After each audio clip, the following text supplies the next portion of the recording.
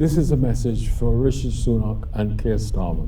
My name is Sidney McFarlane. I've served in the Royal Air Force for 30 years, having travelled to England from Jamaica.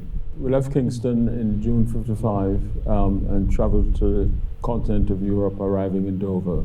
So I became a London bus conductor. And this lady got on a Hyde Park corner. She opened her purse to give me the money, and her hands were held very high. And so one of the pennies sort of bounced off my hand onto the floor. She went into her purse and found another penny. This time it landed safely. And as she got off the bus, she was going towards the church. And I hung out the bus and I says to her, "Madam, your hands wouldn't have changed colour had they touched mine." In the early days in the RF, one of the things I noticed, I actually experienced, is that you had to work twice as hard as your white counterpart to the same outcomes. But I went through the ranks and made it to Squadron later. The Windrush scandal is about people like me who answered the call to come and help the mother country rebuild this place after the Second World War. What people don't understand is that we came here as British citizens and we're now treated as illegal immigrants. I gave a talk recently and none of them had heard about Windrush.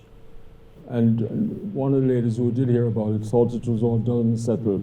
But it isn't done and dusted, and people still suffer. And in a way, it's almost similar to the post office scandal.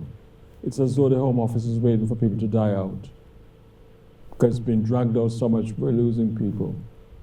50-odd people have died, and they've made it so complicated that the ordinary layperson have a great difficulty accessing compensation. We need an independent body to take it away from the Home Office and for the government to implement its own recommendations. Whoever forms next government, I'm just hopeful that before my 90th birthday, I live long enough to see the compensation being paid. What I'd like to see really is the school curriculum changed. So at least you get a new generation who are better informed. British colonial history is a big part of British history.